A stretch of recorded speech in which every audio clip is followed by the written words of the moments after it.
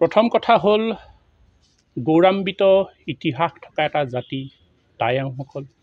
স্বাভিমানী আৰু শক্তিশালী এটা বীৰৰ তেজ প্ৰবাহিত হৈ থকা জাতি হৈছে টাই আহোমসকল।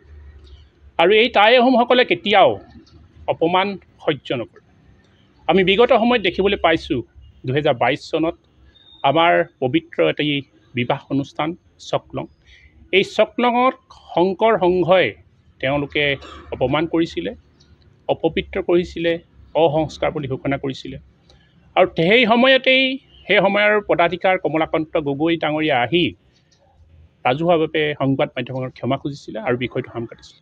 কিন্তু পুনৰবাৰ আমি দেখিবলৈ পাইছোঁ যে 2025 চনত এনেকুৱা ধৰণৰ আকৌ এটি ঘটনা ঘটিল। হাজাৰ বছৰ ইতিহাস থকা এই জাতিটোৰ এটি পবিত্ৰ অনুষ্ঠান মেডাম মেফি। আৰু এই মেডাম মেফিটো তেওঁলোকে একেই ধৰণেই অসংস্কাৰী, অপবিত্ৰ বুলি তেওঁলোকে ঘোষণা কৰিলে বা প্ৰতিপন্ন কৰালে। সেই গতিকে আহোম জনগোষ্ঠীৰ প্ৰতিজন ব্যক্তি, দল সংগঠন অন্তত আঘাত পাইছে আৰু ক্ষোভিত হৈ পৰিছে। আমি বাৰে বাৰে তেওঁলোকক এই বিষয়টো নিষ্পত্তি কৰিবলৈ আৰু জনগোষ্ঠীটোৰ ওচৰত ক্ষমা প্ৰাৰ্থনা কৰিবলৈ বাৰে বাৰে আহ্বান জনোৱাৰ পিছতো তেওঁলোকৰ যি অহংকাৰী মনোভাৱ, অহংকাৰী চৰিত্ৰ, আৰু সেইবাবেই আজি আমি তেওঁলোকৰ ওপৰত এজাহাৰ দিবলৈ বাধ্য হ'লোঁ। বিশেষকৈ তিনিজন ব্যক্তি যিসকলৰ নেতৃত্বত এই গোটেই কামবোৰ হৈ আছে। পদাধিকাৰ তেওঁ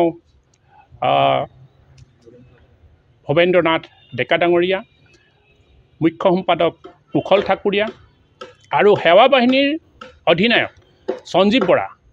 আচলতে তেওঁলোকৰ ওপৰত আজি টাইপাৰ তৰফৰ পৰা সোণাৰী থানাত এজাহাৰ দাখিল কৰা হৈছে। আৰু এটা কথা স্পষ্ট কৰি দিছোঁ যে ভাৰতীয় যিখন সংবিধান, এই সংবিধানৰ তেওঁলোকে পৰিপন্থী কাম কৰিছে। কাৰণ ভাৰতৰ সংবিধানখনে সৰ্বোচ্চ আৰু এই সংবিধানে ধৰ্ম নিৰপেক্ষতাৰ দোহাই দিয়ে। প্ৰতিটো জাতি জনগোষ্ঠীক সম অধিকাৰ, প্ৰতিটো জাতি জনগোষ্ঠীৰ ৰীতি নীতি পৰম্পৰাক কিন্তু সন্মান জনায়। গতিকে তেওঁলোকে এই সংবিধান অৱমান কৰা হৈছে, ভাৰতীয় সংবিধান অৱমান কৰি গুৰুতৰ ধৰে অপৰাধ সংগঠিত কৰিছে বুলি আমি অনুভৱ কৰিছোঁ। গতিকে আমাৰ আহ্বান, চৰকাৰৰ আহ্বান, এই তিনিজন ব্যক্তিক অতি শীঘ্ৰে গ্ৰেপ্তাৰ কৰিব লাগে। আৰু আমি ইতিমধ্যে এখন স্মাৰকপত্ৰ প্ৰস্তুত কৰি আছোঁ, যিখন স্মাৰকপত্ৰ ভাৰতৰ ৰাষ্ট্ৰপতি, প্ৰধানমন্ত্ৰী আৰু গৃহমন্ত্ৰীলৈ প্ৰেৰণ কৰা হ'ব যে এনেধৰণৰ জনগোষ্ঠীটোৰ মাজত বা অসমীয়া জাতিটোৰ মাজত যি ভাঙোনভংগী চিন্তা, অস্পৃশ্যতা তেওঁলোকে আনিছে। গতিকে শংকৰ সংঘক নিষিদ্ধ ঘোষণা কৰিবলৈ আমি এখন স্মাৰকপত্ৰ ইতিমধ্যে প্ৰস্তুত কৰি অতি শীঘ্ৰে এখন স্মাৰকপত্ৰ দিয়া হ'ব। ধন্যবাদ। প্ৰথম কথা হ'ল গৌৰৱান্বিত ইতিহাস থকা এটা জাতি টাই আহোমসকল। স্বাভিমানী আৰু শক্তিশালী এটা বীৰৰ তেজ প্ৰবাহিত হৈ থকা জাতি হৈছে টাই আহোমসকল। আৰু এই টাই আহোমসকলে কেতিয়াও অপমান সহ্য নকৰে। আমি বিগত সময়ত দেখিবলৈ পাইছোঁ 2022 চনত আমাৰ পবিত্ৰ এটি বিবাহ অনুষ্ঠান চকলং। এই চকলঙত শংকৰ সংঘই তেওঁলোকে অপমান কৰিছিলে, অপবিত্ৰ কৰিছিলে, অসংস্কাৰ বুলি ঘোষণা কৰিছিলে।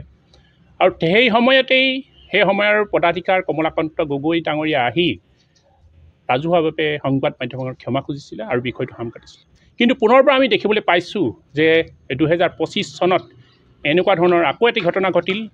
হাজাৰ বছৰ ইতিহাস থকা এই জাতিটোৰ এটি পবিত্ৰ অনুষ্ঠান মেডাম মেফি। আৰু এই মেডাম মেফিটো তেওঁলোকে একেই ধৰণেই অসংস্কাৰী, অপবিত্ৰ বুলি তেওঁলোকে ঘোষণা কৰিলে বা প্ৰতিপন্ন কৰালে। সেই গতিকে আহোম জনগোষ্ঠীৰ প্ৰতিজন ব্যক্তি, দল সংগঠন অন্তত আঘাত পাইছে আৰু ক্ষোভিত হৈ পৰিছে।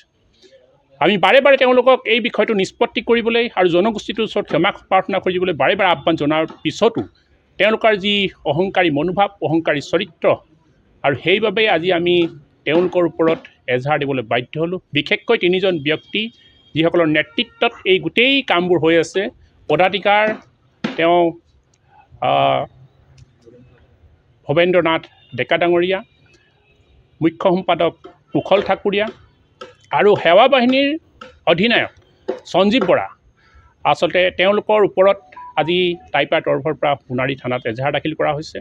আৰু এটা কথা স্পষ্ট কৰি দিছোঁ যে ভাৰতীয় যিখন সংবিধান, এই সংবিধানৰ তেওঁলোকে পৰিপন্থী কাম কৰিছে কাৰণ ভাৰতৰ সংবিধানখনে সৰ্বোচ্চ আৰু এই সংবিধানে ধৰ্ম নিৰপেক্ষতাৰ দোহাই দিয়ে প্ৰতিটো জাতি জনগোষ্ঠীক সম অধিকাৰ প্ৰতিটো জাতি জনগোষ্ঠীৰ ৰীতি নীতি পৰম্পৰাক কিন্তু সন্মান জনায় গতিকে তেওঁলোকে এই সংবিধান অৱমান কৰা হৈছে ভাৰতীয় সংবিধান অৱমান কৰি গুৰুতৰ ধৰে অপৰাধ সংগঠিত কৰিছে বুলি আমি অনুভৱ কৰিছোঁ গতিকে আমাৰ আহ্বান চৰকাৰলৈ আহ্বান এই তিনিজন ব্যক্তিক অতি শীঘ্ৰে গ্ৰেপ্তাৰ কৰিব লাগে আৰু আমি ইতিমধ্যে এখন স্মাৰকপত্ৰ প্ৰস্তুত কৰি আছোঁ যিখন স্মাৰকপত্ৰ ভাৰতৰ ৰাষ্ট্ৰপতি প্ৰধানমন্ত্ৰী আৰু গৃহমন্ত্ৰীলৈ প্ৰেৰণ কৰা হ'ব যে এনেধৰণৰ জনগোষ্ঠীটোৰ মাজত বা অসমীয়া জাতিটোৰ মাজত যি ভাঙোনভংগী চিন্তা অস্পৃশ্যতা তেওঁলোকে আনিছে গতিকে শংকৰ সংঘক নিষিদ্ধ ঘোষণা কৰিবলৈ আমি এখন স্মাৰকপত্ৰ ইতিমধ্যে প্ৰস্তুত কৰি থোৱা অতি শীঘ্ৰে এখন স্মাৰকপত্ৰ দিয়া হ'ব ধন্যবাদ